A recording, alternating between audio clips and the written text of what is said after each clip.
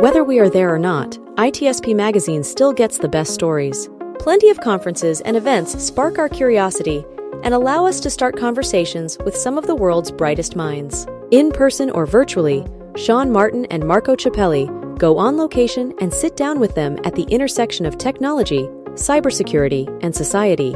Together, we discover what the synergy of these three elements means for the future of humanity.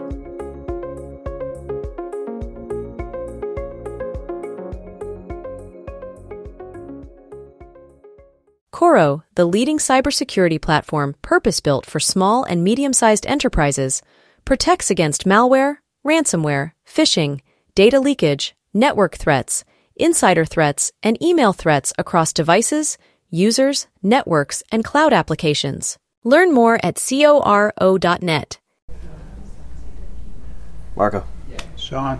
It's time to go back to the future. Back to the Future. You know, as a kid of the 80s, I really loved that movie. Yeah. Yeah, I know you're much younger than me, so. Did you like the concept of the movie or the car in the movie? Or I liked everything about it. Oh, yeah. If it comes out on TV, I still watch it. Yeah, there's two movies with that and Top Gun that I would not pass. Oh, all right. Yeah, I think I'll stick with the one we talked about this morning, which was Young Frankenstein. Oh, well, that's totally that paired with Airplane or something. I don't know. What are we talking about?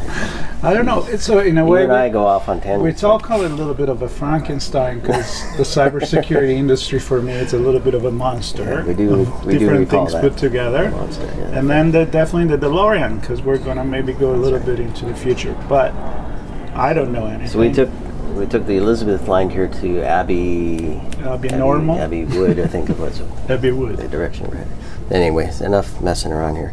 I'm thrilled to have our friends from Forrester. I love working with the Forrester team. Great insights on all things tech and cyber, and always great conversations when they join us. And we have Madeline Van Der Hout back on again. It's good to have you on. And Paul McKay. That's right. I was trying to remember how to pronounce the last name after you said it. Don't go wrong with that. I know. one gets used to it when you have a Scottish name. Yes. That's right. Can't mess that up, which I normally do. I usually mess up the names as soon as I think about them. I overthink it. But anyways, thrilled to have you on here. We're obviously, well, not obviously, we're here at Infosecurity Europe in London at the Excel, and lots of great conversations going on this week. And I'm excited to hear what the two of you heard, said, saw, expect to see in a few years now that you've experienced all things Infosecurity Europe this week. Before we do that, though, a few words from each of you, who you are, what you're up to, your role at Forrester, what areas you look after, and Madeline, we'll start with you.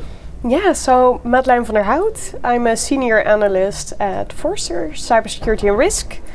So I cover different domains within the cybersecurity and risk space.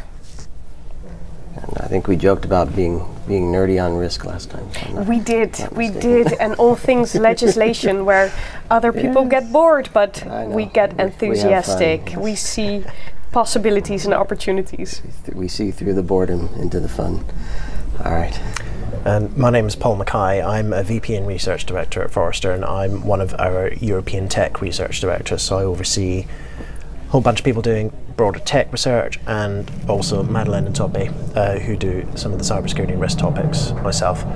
I used to be an analyst covering things like cybersecurity services and some of the risk quantification and ratings technologies. So I've had a bit of a Back to the Future type thing with them as well, meeting some old acquaintances, as they say. Love it. Yeah, and I had the pleasure of chatting with Toppe as well, and so I'd encourage folks to listen to that episode. It was great. Again, another great conversation with the Forrester team. So I think this is the perfect moment to have this conversation because we are the third day of a 3 days event. That, from what I could see from up here, looking down, pretty busy. Going around, definitely. I think more vendors than last year. Maybe the floor is bigger, but sure. And larger floor. A lot of AI I see on the marketing and banners, but But not as much in the conversation. Not as much in the conversation, but that's what happened to us. And so to have someone like you that look into the present and the future. What's your feeling about this event, Madeline? Let's start with you. Well, looking at the present and the future, I think that there are multiple big events when it comes to cybersecurity in Europe, and they are more and more emerging. And my takeaway actually is, while I've seen great information, great talks, great speeches, met up with an enormous amount of specialists in the industry and vendors, I do believe that they are choosing now where to go to. So a couple of people you would have expected at this event were not here. They were at Cybersecurity Europe and the other way around. So I think in terms of importance, that really shows that we're trying on multiple levels to share information and in multiple places within Europe. Okay, Paul? I think what I would reflect on is, I agree with Madeline that there are definitely some notable absences in terms of some of the larger enterprise vendors that one might expect to see here. I would also say that some of the exuberance we saw at some of these shows over the last couple of years when money was plentiful has kind of been toned down a lot. So there's not the kind of building size robots or any of the kind of other gimmickry that we see in years gone past. Sharks, yeah. And I think that reflects a little bit the broader kind of austerity that we see within the cybersecurity community. So as I said at the beginning, I spend a lot of time not just with security leaders but also tech leaders, and that kind of pressure from the business to do more with less is impacting security leaders now. So some of the things that I heard in conversations were really focused on, we need to really be effective in how we're spending our money, making sure we are very thoughtful with what we spend our money on. And I'm not sure the cybersecurity industry has really got the memo here, because you still have over 3,500 cybersecurity vendors all chasing after the same small pots of money, when the pressure from the rest of the business is really around consolidation. So if I was kind of looking to the future, I would say you're going to see a lot more interest in security tech that helps CISOs really justify what they're spending their money on in financial terms. It allows the business to understand how that weighs up against other things they could spend their money on. I also have heard a lot about AI from vendors, but also a lot of AI fatigue. You know, we've been through this a couple of times in the industry before. Well, yes. But I think the broad challenge of the promise of the AI hype is not quite meeting the reality, and I think you see that in the cybersecurity space as well. So I think again, CISOs are kind of a little bit tired of hearing that there's gold at the end of the rainbow, or that there's milk and honey on the other side of the Thames, and all this other stuff. So I think that you're going to see a focus on practical AI use cases that have that business ROI and return. So those would be my kind of two things kind of going into the future. Yeah. Exactly. The conversation that I have with multiple end users actually this week was about them saying, I'm so fatigued of the generative AI washing. Yeah. I know that if I don't have a policy in place that my employees will bring their own device, but we still have to debate, especially in security, what are those use cases that I want, that I need, that can actually have effective artificial intelligence of machine learning practices in there. So I think that was also sort of what they were seeking coming here, and seeking to have that conversation. And I fully agree with the consolidation. We're battling day-to-day business. We're trying to create business value, or help our company create business value, while we have to prioritize. And then you have to think of every different domain of security that needs to be in there. And we have to look at the regulatory landscape, which is increasingly becoming difficult, because you need to understand where you need to comply, how we need to comply, and we need to make sure that that's best practice we implement, like the bare minimum we implement, and that it's not about having a compliance check, because then, you know, that should not be the goal whatsoever. So yesterday, Sean, you and me were talking about, we made the reference to the Frankenstein Jr. And the thing is, what you said, Paul, about a lot of people, and Madeline too, that a lot of company now being here. I talked to several CMOs, and yeah, they're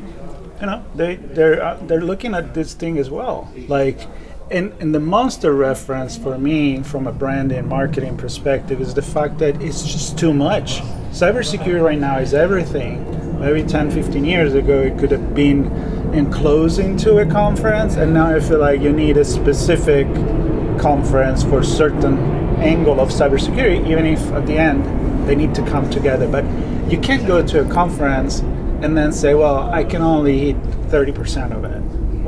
What's the point, right? So this fragmentation is probably good for the industry. What do you think?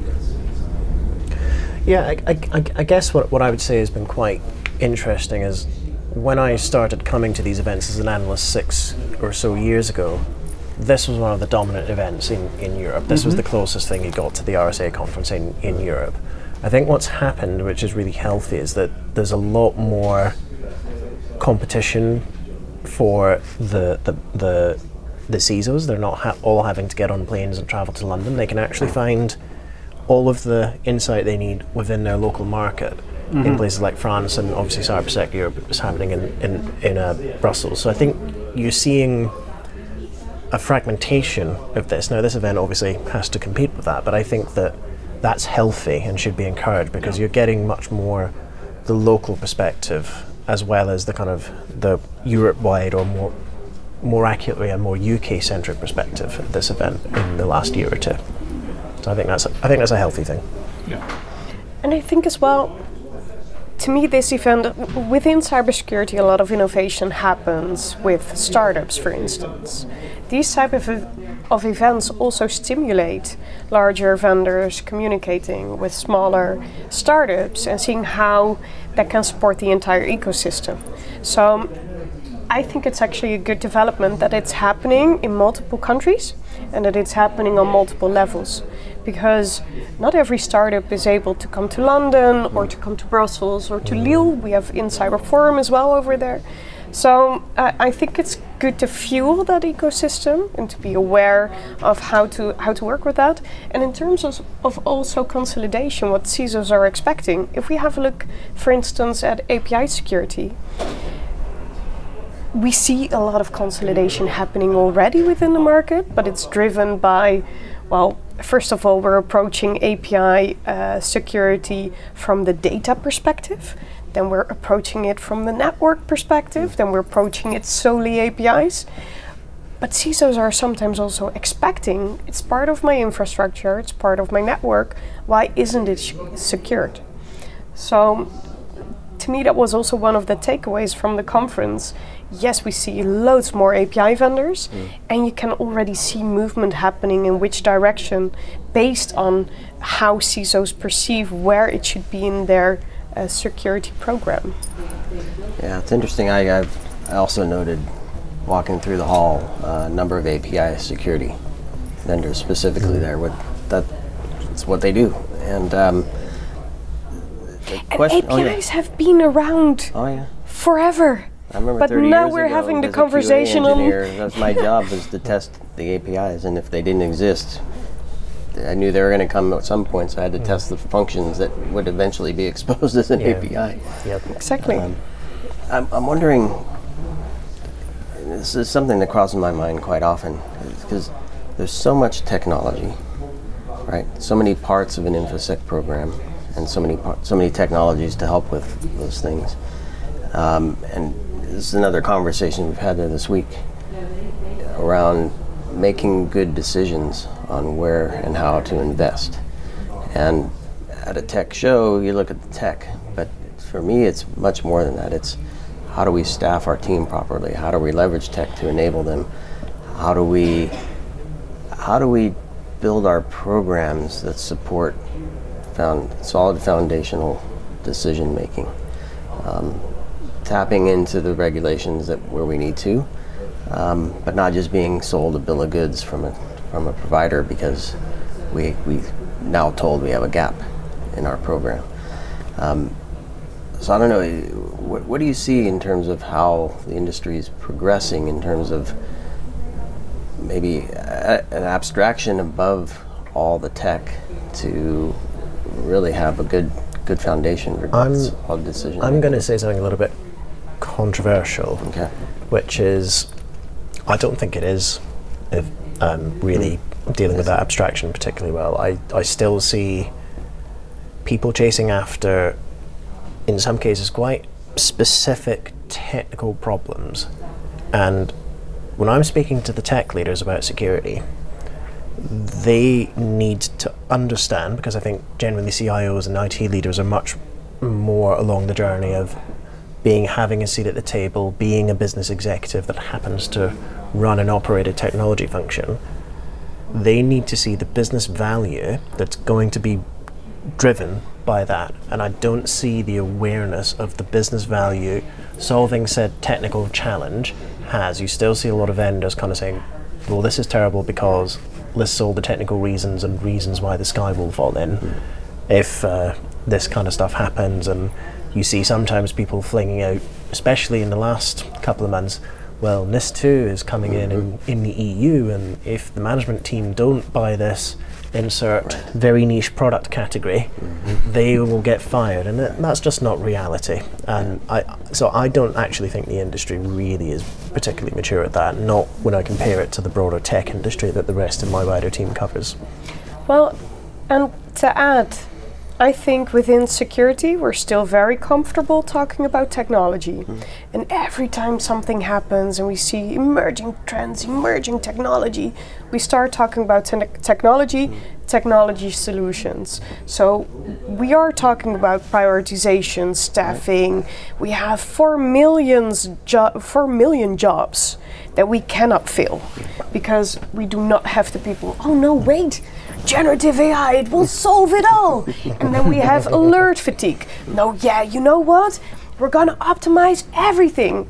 But there's one conversation that we're not having. And that's the actual conversation that I had hoped to have here.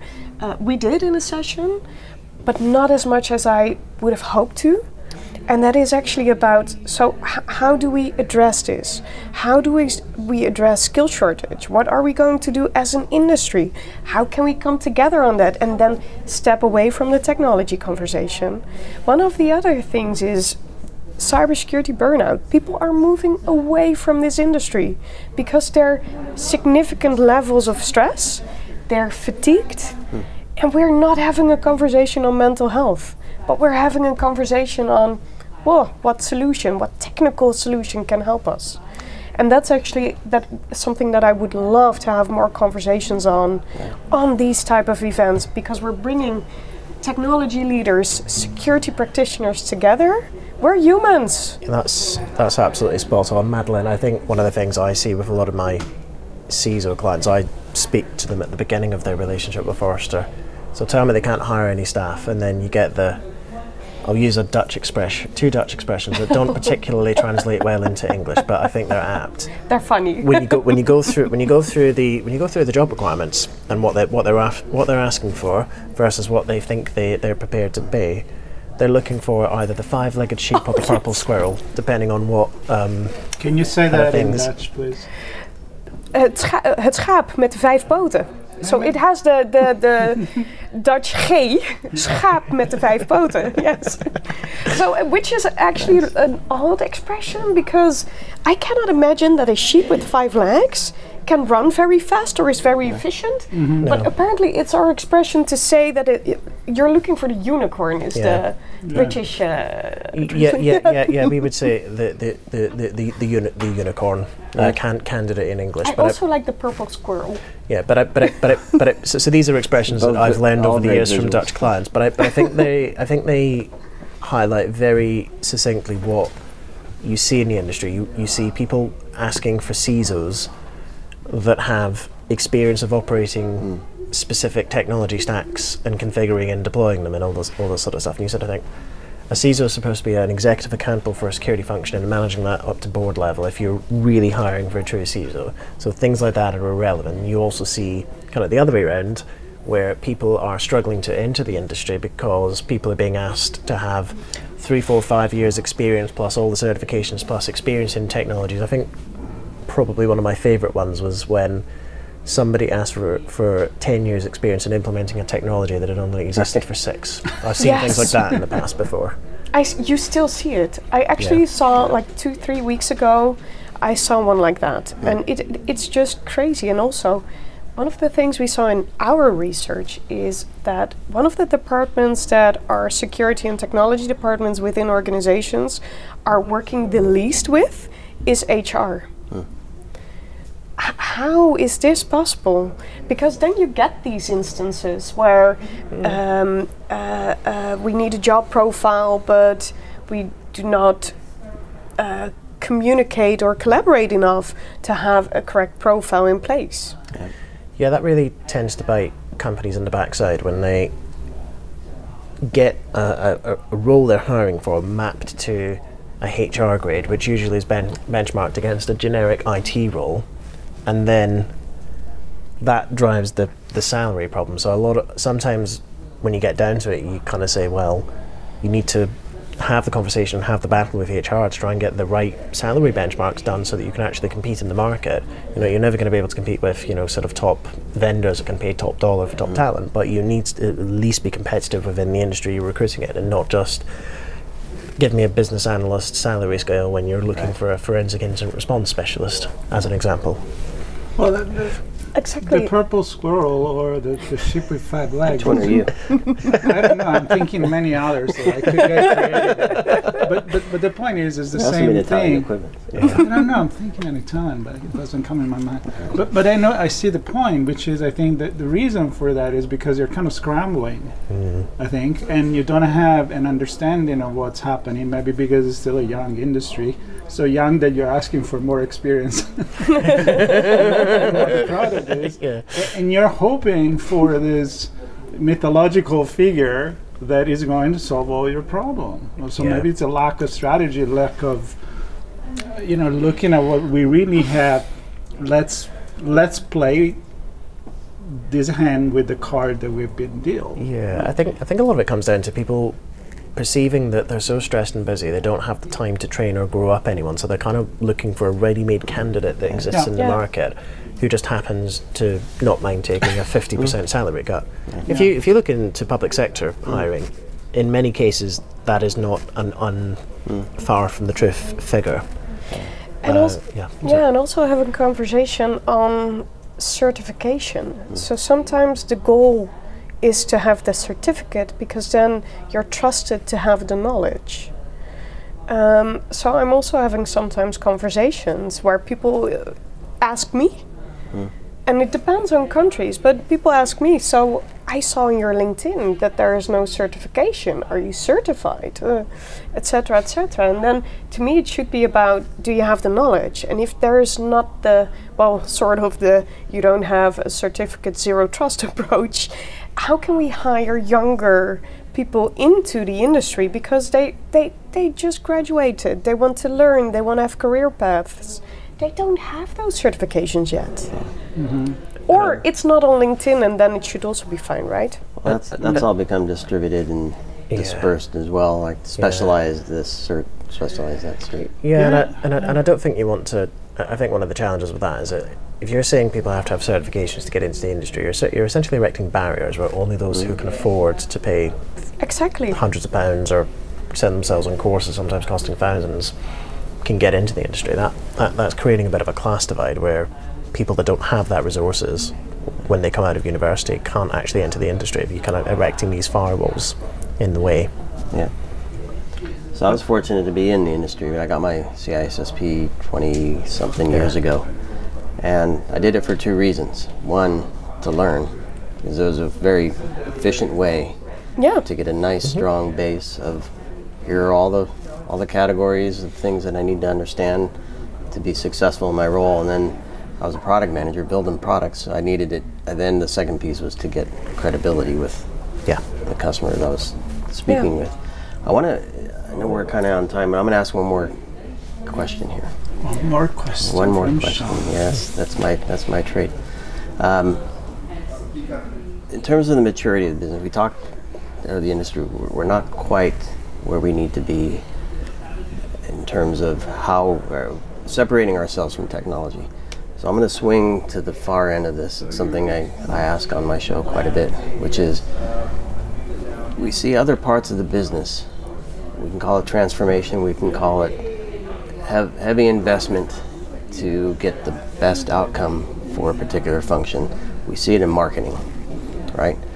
Ton of money invested in marketing platforms and technologies and processes and programs with measurement and MBOs and all kinds of stuff tied to all that. And the company can see it's driven by data. I guess it's my point that I'm trying to make. Data-driven business outcomes, right? We make an investment. I'm not convinced that all this stuff in marketing is the accurate way to do it, but anyway.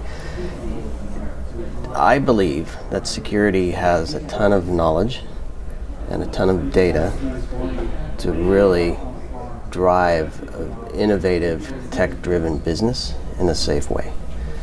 And I think we're being dragged along as opposed to using the knowledge and data we have to create a better business. So my question to you, do you see an opportunity there? Do you see we'll ever arrive at a point where security is driving the business? Dun, dun, dun, and this is it. I will venture a response here. So I guess as I agree with your point of view here that the data is there, the knowledge is there.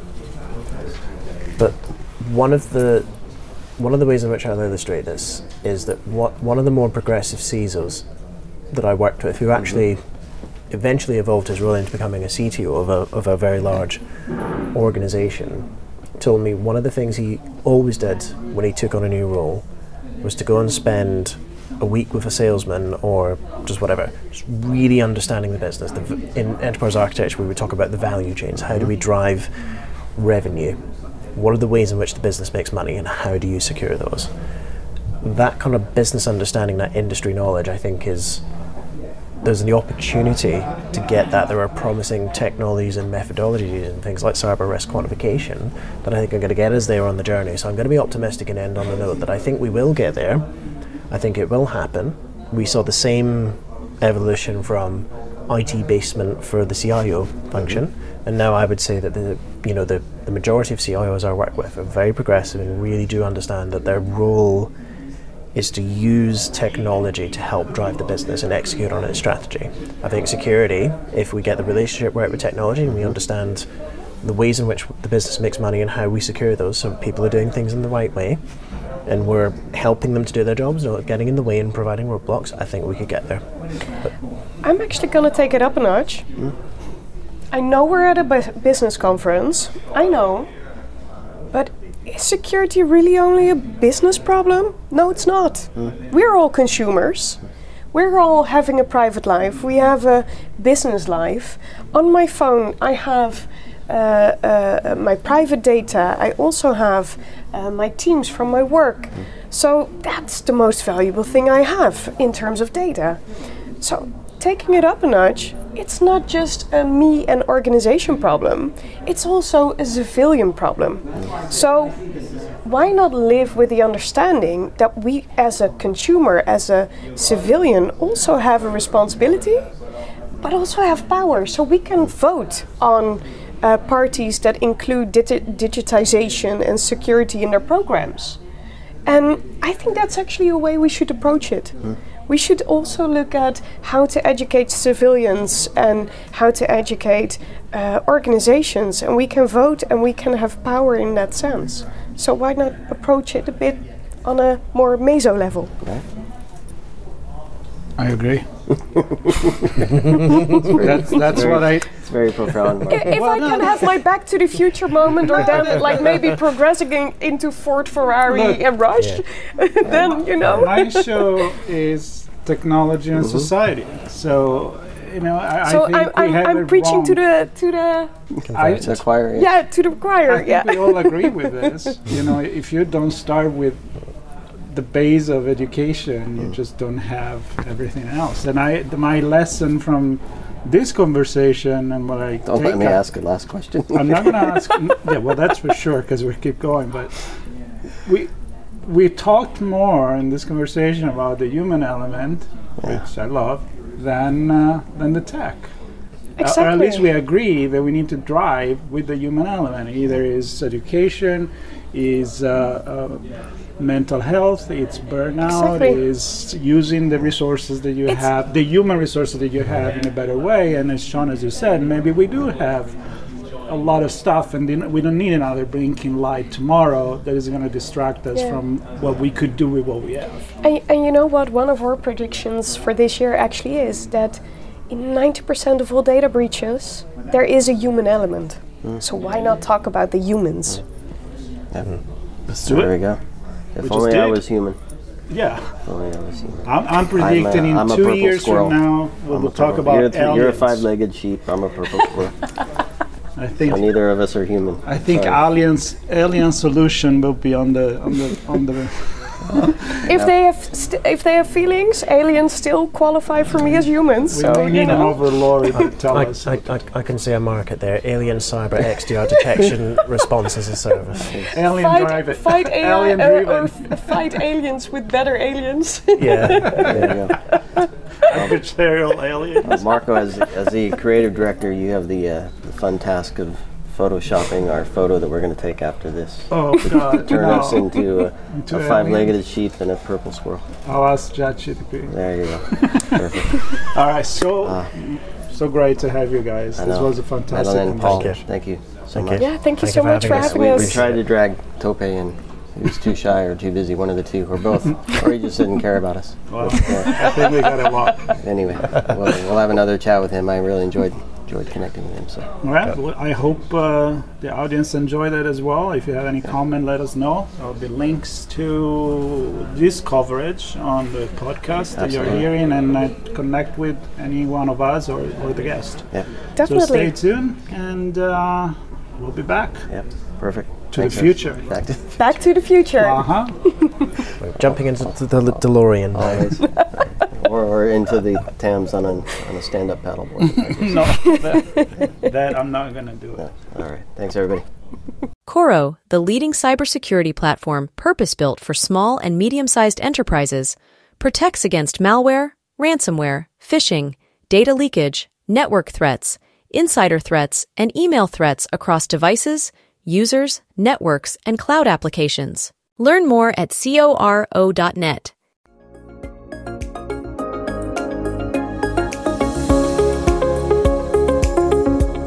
We hope you enjoyed this episode of Sean and Marco's on-location event coverage conversations. Please take a moment to give the show a good rating and leave a comment. Remember to share this podcast with your friends, family, and colleagues. Come back for more conversations and follow Sean Martin and Marco Ciappelli as they continue their journey toward redefining cybersecurity and society.